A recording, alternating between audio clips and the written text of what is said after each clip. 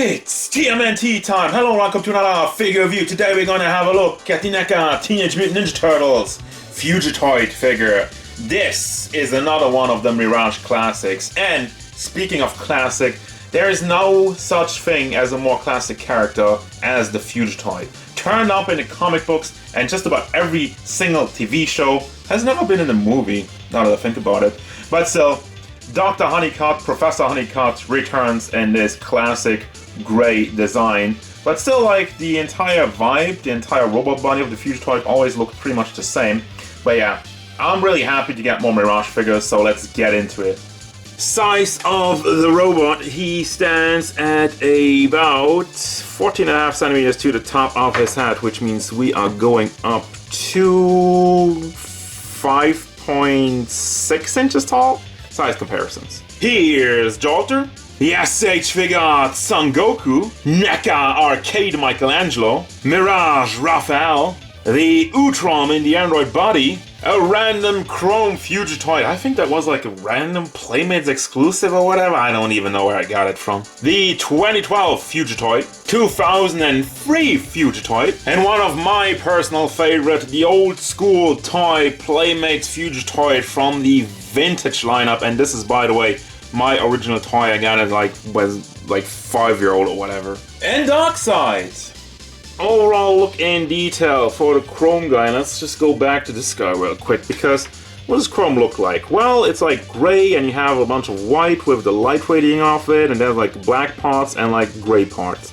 So that's kind of how Chrome looks like. Of course, it doesn't look as crazy as this one, but I really love the idea and really bringing it home to be like, hey, this is like a comic book character, and in the comic book, how do you represent Chrome? By painting it exactly like they did. So paint job overall is absolutely amazing, and also the sculpt has some detail, not too much in it, but you know, it's a very simplistic design of the Mirage comic books. As we move down to the neck, you also have like these segmented areas where there's always like a little bit depth to it. In the mold, that's not, the black lines aren't just painted on, no, they're also molded on. Down to the chest, and I just want to mention real quick, you have this light shading on there, and let's go back to the Utrom real quick. I didn't like that here because it was way too thick. The shading was too dark, it was too thick. Here it's just kind of light, so you know, I think that's a lot better. It complements the mold a lot better, and it works. So don't make it as thick as the Utrom. And when I say that, I just mean specifically, don't make the Utrom thick. If I'm talking about women, make them thick. I'm fine with that. But yeah, a bunch of more detail in there. The little slabs of paint going on. And in the arms, you have like a black line and a gray line down to the hands, which you can remove in like a weird way. Just kind of pack that out. But we'll get to the accessories, articulation also. That also is going to happen. Crotch piece down to the legs, and I really like this one also, like really nice and flowing, and yeah, it makes sense. The design overall is great. Now I'm really torn when it comes to the articulation, because on one hand I'm like, I don't like it, but on the other hand, what else were they supposed to do? So what I'm saying is, first and foremost, while the head is just on a ball, it's quite nimble, nothing really getting in the way. And I don't know if the lower half of the neck is also on a ball, because mine's stuck, it doesn't really do anything. But what we have in all these long, stretched, thin areas is a bendy wire. So you can bend it, and if you heat it up with a hairdryer, you might be able to get it into a better position. As you can tell, it's pulling back at all times, but if you heat up the plastic, make it a little bit lighter, make it a little bit more bendable, then you might be able to get more out of it. So as I'm saying, I'm not a fan of just having bendy wires everywhere, because I mean, it works, but it's kind of annoying. But also, yeah, it fits with this character. But let's go back to the regular stuff, the standard stuff. You have the shoulder on a swivel, and you can also rotate the bicep, I guess, or the leg thereof. Can rotate the front part and can rotate, swivel the hands. Chest area goes back and forth quite nicely. Also does have some side-to-side tilting, but doesn't really swivel. That's kind of unfortunate. They didn't really leave a lot of room. If you get it into a particular angle, you might get some out of it, but it's not great. And then for the lower half, the same thing. This is just on a swivel.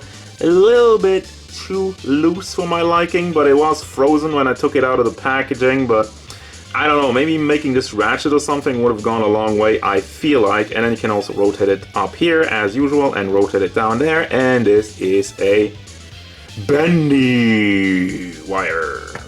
There you go. And there's nothing else in the foot. Obviously there's not. Yeah, anyway, like what else would you have done with the foot? So, it makes sense for the character. They really went ham when it comes to the accessories, and I quite like it. So we have first and foremost these hands, which is kind of straight, I guess. And then these pointy, I don't even know, sausages. Then we have this one, which is supposed to be like somewhat of a shackle when he gets captured. I want to try this out real quick. You know what? I'm going to try that off camera. I'll show you what I mean. We have guns. We have this big blue gun. I don't even remember what that's from, if that was like an Utrom gun or the Triceraton gun. And then we have this gauntlet. And I remember this gauntlet. I think like also the Turtles, Donatello, use this one. Wraps nice around the arm and gives you the right amount of punch. Falcon punch. This is like I think the standard Utrom weapon from what I can remember. Very classic, very cool looking. And then we have these two blue pistols. Pew pew. Also looking pretty cool. Actually different designs. I thought they looked the same, but no. Different designs for both pistols. Have the black line work on there, and overall, pretty good. And that's how the shackles are supposed to look. I have this classic problem where I get one part in, the other part pops out, so I guess if you try around a little bit more and get it into just the right angle, it should be working, but for me it's just way too annoying right now, so I'm just gonna skip on with this review. Final thoughts, and I really like this figure. I mean, the more I play around with it, the more I fall in love with it, because like at first I wasn't too keen on the bendy wires, but it just works. If you play around it a little bit, it's tons of fun, and also, like, look at how clean this figure looks. You wouldn't even know that he's articulated, so that's, I guess, a bonus point in hindsight. And also, I do want to give a quick note that this gun, yeah, I can't really hold that one because the handle in the back is way too big. I mean, depends, I got the wrong hand over there, but guess if you heat it up, you could force it in there, but as you can tell, it's fairly big. But as I watch on the box, as the box shows, this is more meant for the turtles.